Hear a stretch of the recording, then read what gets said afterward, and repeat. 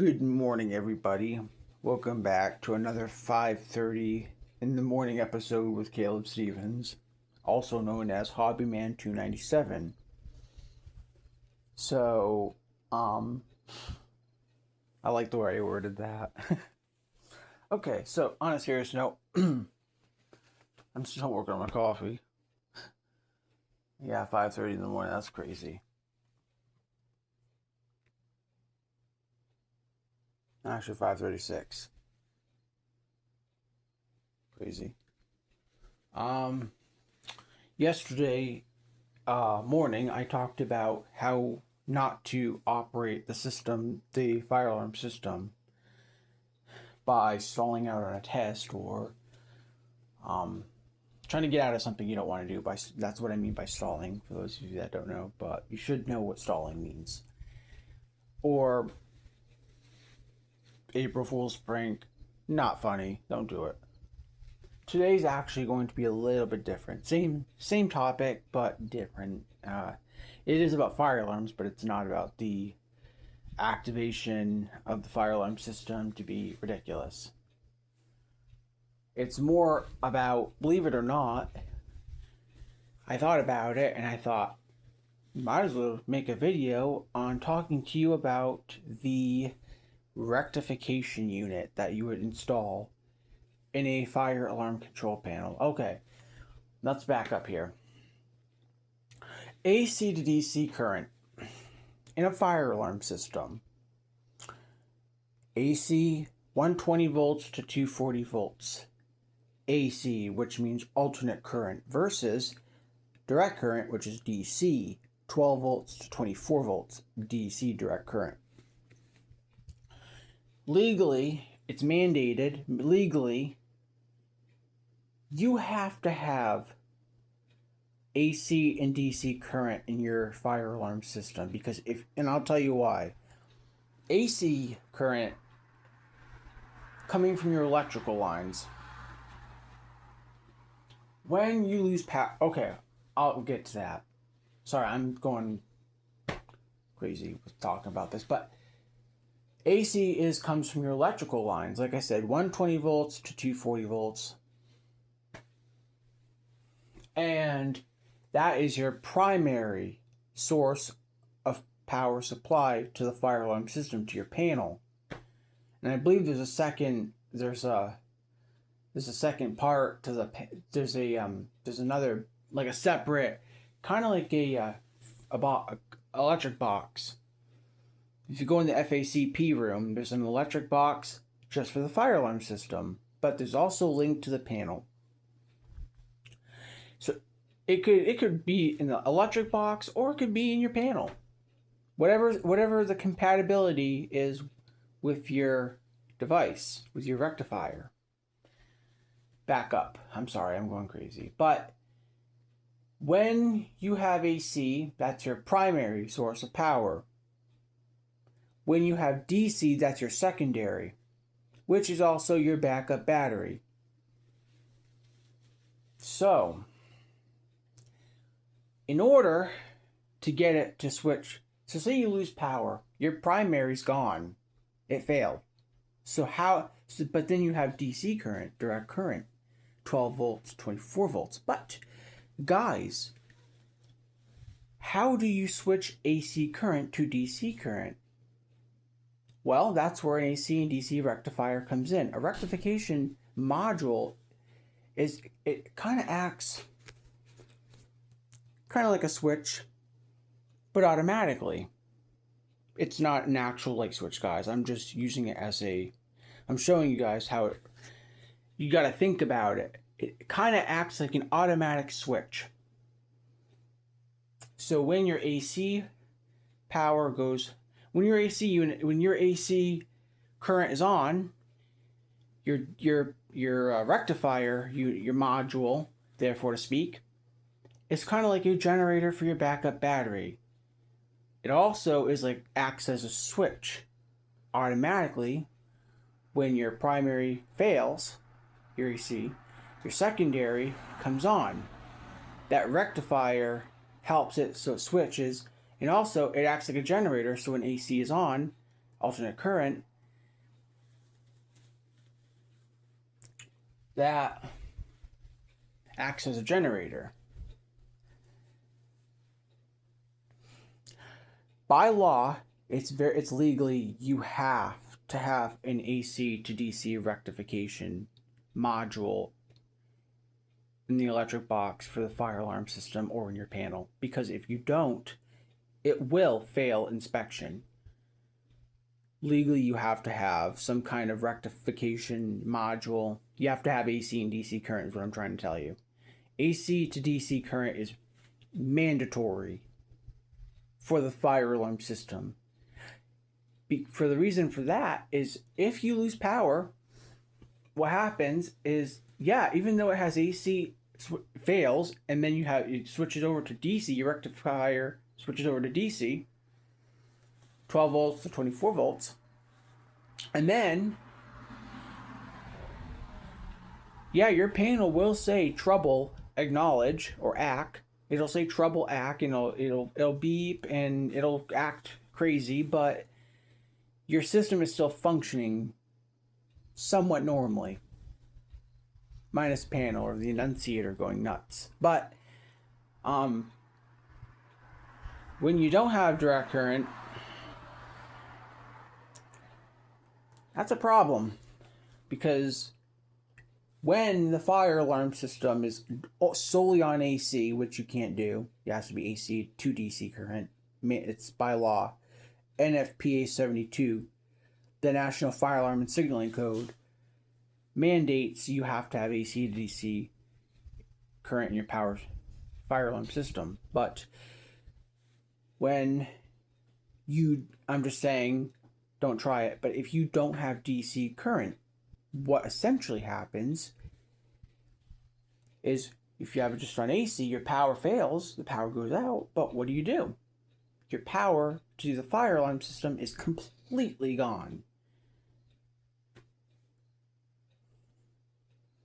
Even if it's for a short time, it's fire safety by law.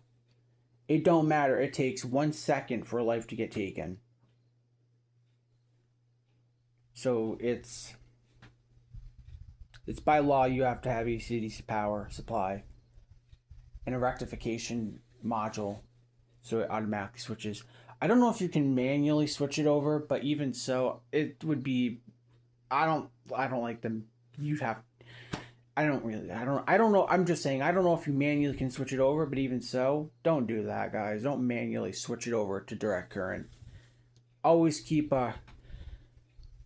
honestly, I'd say a smart, like a automatic rectifier, because when you have that, it's better. Automatic is always better.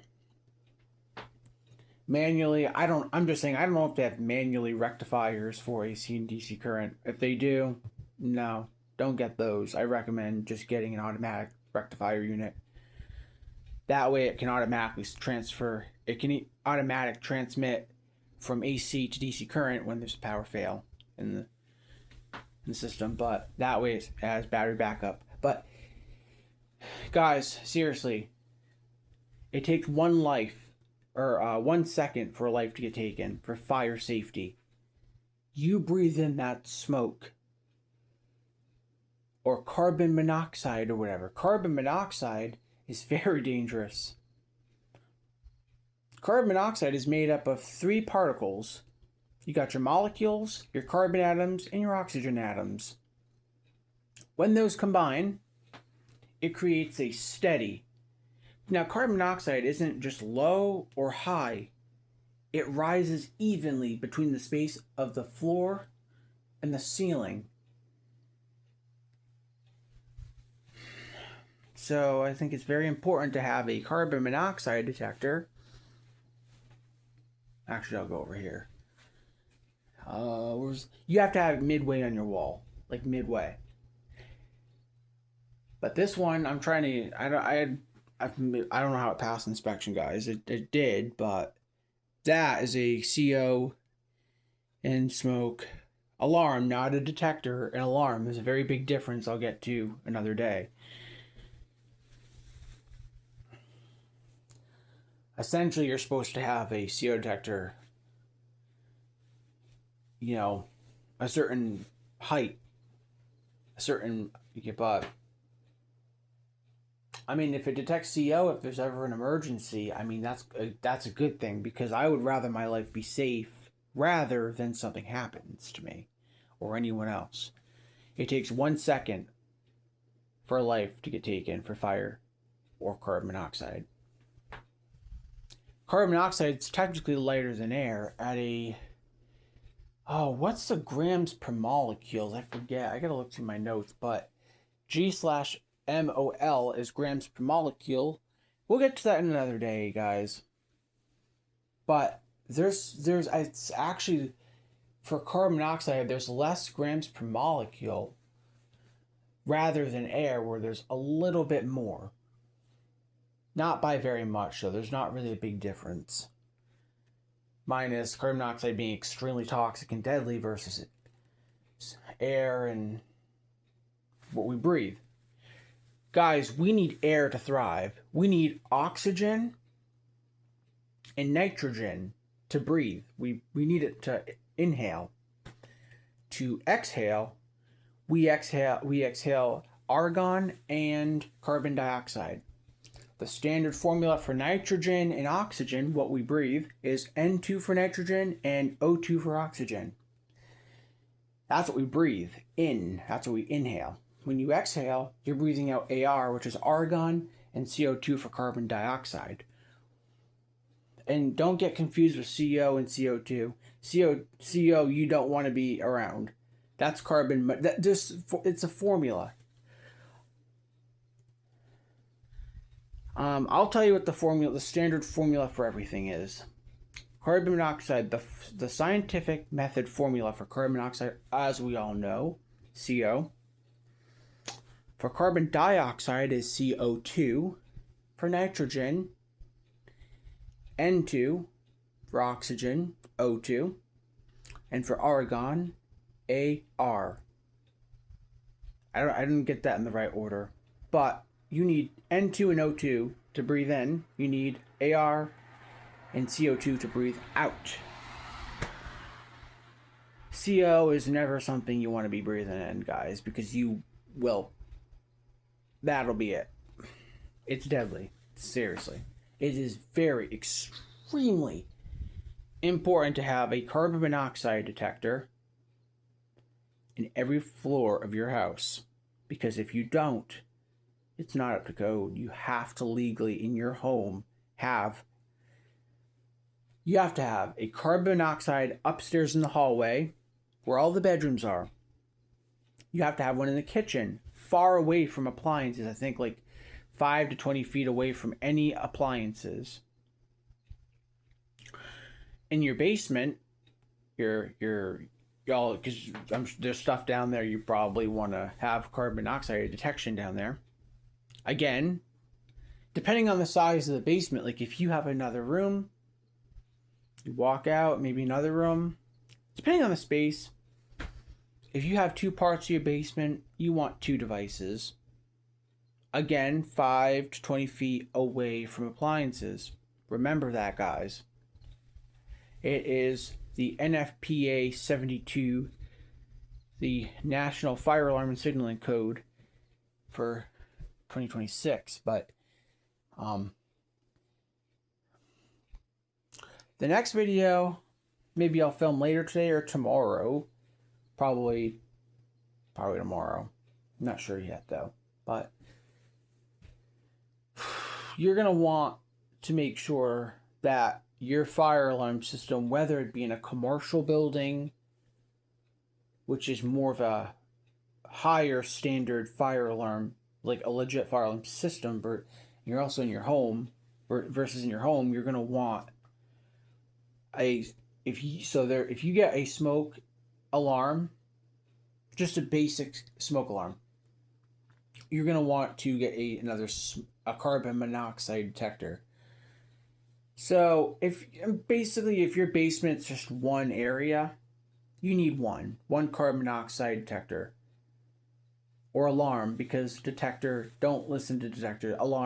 Detectors are different than alarms, guys. There's a very big difference between smoke alarms and smoke detectors. the smoke detectors. Well, I'll get into that in the next video. I don't need to get into it right now, but I actually learned that from the fire station. But like I said, we'll get to that another day. But like I said, you're going to want a CO alarm, at least one down the basement. You're going to want one in the kitchen of your home and one upstairs in your main hallway.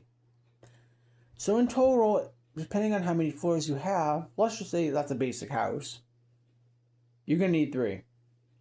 Absolutely. If you have just the basic smoke alarm. If you have a CO and smoke alarm, kind of like this, I think this one fails in my home. I actually asked my pop if I could have it, and he said yeah.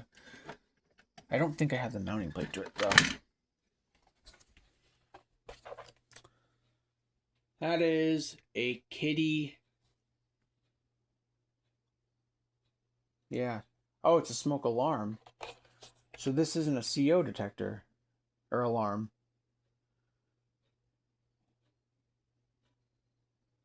Yeah. But you can actually connect this to other devices, because if you do,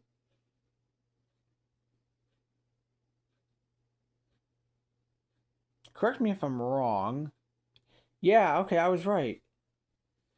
That's exactly what I was thinking, guys, because this is just a basic smoke alarm. And even though this is a basic smoke alarm, this transmits CO, meaning if there's carbon monoxide, it'll actually detect it. In order for that to happen with these devices, so with this device, it's just a basic smoke alarm. There's no CO functioning to it.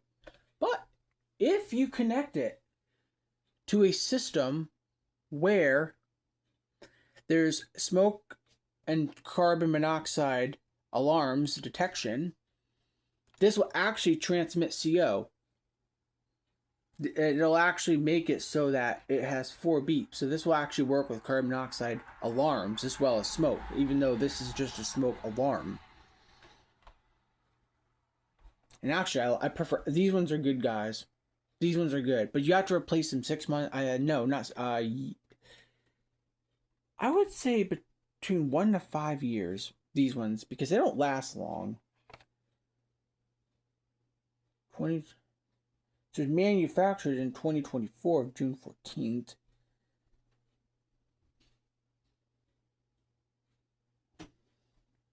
I'm not actually sure. It's normally in a standard smoke alarm, I would say like every 5 to 10 years, replace your unit. Guys, 5 to 10 years. Replace your replace your smokies. And every year, every 6 months to a year, replace your batteries. That's the biggest thing. 6 months to a year, replace the batteries in your smoke or CO alarm for operation of to operate the system, the smoke alarm.